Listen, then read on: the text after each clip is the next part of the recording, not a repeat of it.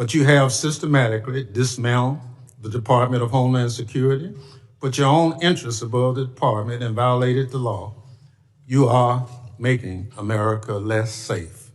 So rather than sitting here and wasting your time and hours with more corruption, lies, and lawlessness, I call on you to resign. Do a real service to the country and just resign. That is, if President Trump doesn't fire you first. This hearing is supposed to be one of the most important exercises of this committee's oversight jurisdiction. Each year, we hear from the Secretary of Homeland Security, the Director of National Counterterrorism Center, and the Director of the Federal Bureau of Investigation, who is nowhere to be seen today. Maybe Director Patel is too busy spending taxpayer dollars flying to his girlfriend's concert on the FBI's jet to answer questions from Congress. Maybe the FBI director isn't here because he's afraid of scrutiny from Democrats who want to know what the FBI is doing to keep America safe. Or maybe Director Patel knows that the Trump administration itself is a threat to Homeland Security and want to hide from public accountability. On the other hand, Director Kent is here, which is good because we have questions for him about NCTC's work, as well as his comments about the January 6th insurrectionists he called, and I quote, political prisoners, unquote, who deserve to be pardoned. Some of the people he defended, however, are back in jail for crimes like plotting to murder FBI agents and possession of child pornography. We need to talk about what just happened in Congress, because Congressman Benny Thompson just delivered one of the most devastating takedowns of a cabinet member I've ever witnessed. This wasn't routine congressional oversight. This wasn't partisan bickering about policy differences. This was a senior member of Congress systematically laying out allegation after allegation of corruption, lawlessness, and constitutional violations, and then calling for the resignation of the Secretary of Homeland Security. And every single accusation he made deserves our attention, because if even half of what Thompson documented is true, Kristi Noem has turned DHS into her personal campaign operation while making America fundamentally less safe. By the way, I am trying to do my best to gather all the information I can for you and share it with you. Please leave your likes and comments, and I would be grateful if you subscribed. Let's continue. Let me walk you through this entire statement, because Thompson didn't just throw out vague criticisms. He provided specific examples of misconduct, specific violations of law, specific instances where DHS under Noem allegedly ignored federal court orders and harmed American citizens. This is serious, this is documented, and this is exactly the kind of accountability we need to see more of in Congress. Thompson started by pointing out that this hearing is supposed to be one of the most important exercises of the committee's oversight jurisdiction. Every year they hear from the Secretary of Homeland Security, the Director of the National Counterterrorism Center, and the Director of the FBI. But the FBI Director, Kash Patel, was nowhere to be seen. Thompson suggested maybe Patel is too busy spending taxpayer dollars flying to his girlfriend's concert on the FBI's jet to answer questions from Congress. Or maybe he's afraid of scrutiny from Democrats who want to know what the FBI is doing to keep America safe. Or maybe Patel knows the Trump administration itself is a threat to Homeland Security and wants to hide from public accountability. That's a brutal assessment, but Thompson backed it up. The director of the National Counterterrorism Center was there, and Thompson said they have questions for him about his comments calling January 6th insurrectionists political prisoners who deserve pardons. Some of the people this director defended are back in jail for crimes like plotting to murder FBI agents and possessing child pornography. Think about that. The person in charge of counterterrorism thinks people who attacked the Capitol and have been rearrested for plotting to kill FBI agents are political prisoners. That's who Trump has put in charge of protecting us from terrorism. Thompson called these people unserious and scary. But what's even scarier, he said, is that they work for an unserious and unhinged president who spends most of his days designing monuments to himself and finding new ways to hide the Epstein files. All of this puts America and the people who live here at risk every day. That's not hyperbole. That's Thompson's assessment based on what he's seen in oversight hearings and classified briefings. The people running our national security apparatus are unqualified, distracted, and more concerned with protecting Trump than protecting Americans. Then Thompson turned to Kristi Noem specifically, and this is where the statement became absolutely devastating. He said everyone knows Noem loves the spotlight. We've seen her commercials. But what she hasn't provided, despite many requests, are the questionable contracts she awarded to her friends to film her on what appears to be a 2028 campaign trail. In other words, Noem is using her position as Homeland Security Secretary to position herself for a future presidential run, and she's doing it with taxpayer money. Thompson said Republicans gave Noem a blank check in their big, ugly bill, and she's wasted no time spending it on herself. Instead of deploying Homeland Security grants to protect churches and synagogues from terrorism, she handed her friends a $220 million contract so they could follow her around the country with a camera. Read that again. $220 million. That's not a typo. That's taxpayer money going to Noem's friends to film her for what looks like campaign material. Instead of fully funding the DHS agency that protects hospitals, schools, and electrical systems from cyber attacks, Noem spent $200 million to buy herself new private jets. Instead of paying her own way like the rest of us, she's living rent-free in a taxpayer-owned property that's supposed to be reserved for military leaders. Thompson said every penny Noem spends on herself represents the blood, sweat, and tears of hardworking Americans who expect their tax dollars to be spent on Homeland Security, not promoting her personal interests. Apparently, Thompson said, Noem hasn't noticed that regular people are suffering under Trump's affordability crisis. Or maybe like Trump, she thinks it's a hoax and just doesn't care. Either way, such corrupt behavior hurts Homeland Security, and this is where Thompson's argument becomes really important. He's not just saying Noem is corrupt, though he is saying that. He's saying her corruption is making us less safe because money that should go to counterterrorism, cybersecurity, and disaster preparedness is instead going to private jets and campaign filming. But Thompson didn't stop with corruption.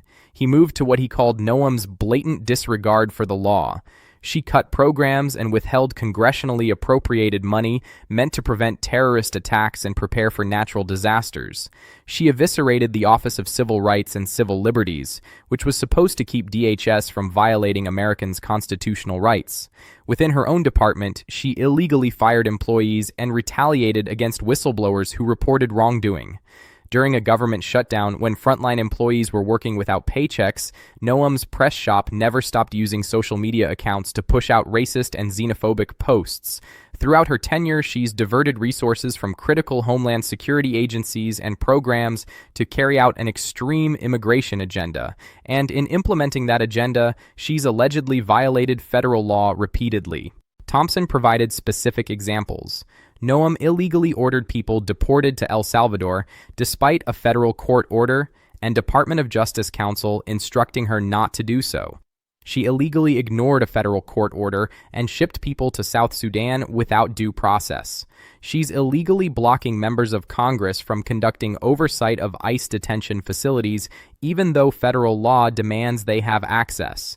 These aren't policy disagreements. These are allegations of criminal conduct. Ignoring federal court orders is contempt of court. Violating explicit instructions from DOJ counsel is insubordination at minimum. Blocking congressional oversight that's required by statute is obstruction. If Thompson's allegations are accurate, Noem isn't just implementing controversial policies. She's breaking the law to do it. And the human cost of this lawlessness is staggering, according to Thompson. At Noem's direction, DHS has terrorized, beaten, and detained hundreds, if not thousands, of American citizens. At her direction, DHS has illegally detained and deported American citizens, including U.S. citizen children with cancer. At her direction, DHS has illegally gassed, pepper sprayed, and put knees on the necks of Americans, including military veterans and clergy. At her direction, DHS has illegally tackled, beaten, and humiliated United States citizens, including senior citizens. At her direction, DHS has illegally tased, maced, punched, and even shot Americans. Black and brown Americans in particular have been racially profiled, detained, and locked up, sometimes with tragic consequences. Thompson cited one awful incident. A pregnant U.S. citizen was reportedly thrown to the ground, kicked, and left in handcuffs for hours after immigration officers didn't believe she was an American. She later lost the baby. Let me say that again. A pregnant American citizen was assaulted by immigration enforcement, and she lost her baby as a result. If that's true, that's not immigration enforcement. That's violence against an American resulting in the death of an unborn child. Thompson's message was clear. You cannot enforce the law by breaking the law. That's not how justice works. It's not right and it's un-American. And when Congress tries to carry out its constitutional oversight responsibilities to question Noem about her department's actions, she hides, often with the help of congressional Republicans. Never in the history of the committee, Thompson said, has a Secretary of Homeland Security hidden from congressional oversight like Noem has. Their oversight letters go unanswered. She owes responses to over a dozen letters representing millions of Americans who sent members to Congress as their representatives. Her predecessor came before the committee regularly under administrations of both parties. But under Trump, Noem and other DHS officials have barely shown their faces. In the first year of Biden's term, his administration made 28 appearances before this committee. Under Trump, DHS officials have appeared at only 3 hearings. Just 3. Noem personally has appeared before the committee just twice. That's fewer appearances than her predecessor Alejandro Mayorkas, who Republicans constantly criticized for not coming before the committee often enough. The hypocrisy is stunning. Thompson gave Noem credit for one thing. She showed up today rather than throwing a civil servant under the bus like Kash Patel did. But that's where the credit ended. Thompson's conclusion was unequivocal. Noem has systematically dismantled the Department of Homeland Security, put her own interests above the department, violated the law, and made America less safe. So rather than wasting everyone's time with more corruption, lies, and lawlessness, Thompson called on her to resign. Do a real service to the country and just resign, he said. That is, if President Trump doesn't fire you first. What you just witnessed wasn't routine congressional oversight. This was an elected representative laying out in plain terms what he believes is a pattern of misconduct inside one of the most powerful departments in the federal government.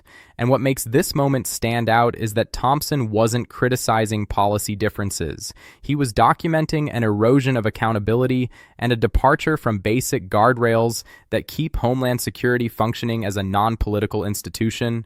Thompson's point is that Homeland Security works only when the people running it respect the law they're charged with enforcing. That's the foundation. And he argues that under Noem's leadership, that foundation has been weakened or destroyed entirely. This matters beyond partisan lines because DHS touches nearly every American's life. Cybersecurity, disaster response, airport security, immigration enforcement, all these systems rely on public trust and legal consistency. When that trust is broken, real people feel the impact. That's why Thompson's criticism was so sharp. He pointed to cases where federal courts issued clear orders and DHS allegedly ignored them. He highlighted programs meant to protect schools, hospitals, and critical infrastructure from cyber threats that were allegedly underfunded, while Noem spent hundreds of millions on private jets and campaign filming. He raised concerns about whistleblower retaliation and internal firings, which are often early warning signs that proper oversight is being sidelined. The stakes go beyond bureaucracy. Thompson referenced real families, real veterans, real citizens who allegedly suffered from decisions made under Noem's authority. These aren't abstract examples. They're meant to demonstrate that immigration enforcement, when executed without precision or transparency, can harm people who were never intended targets. That distinction between enforcement and overreach is central to Thompson's argument. For anyone trying to understand the bigger picture, this hearing is part of an ongoing struggle over how Homeland Security should operate in the Trump era.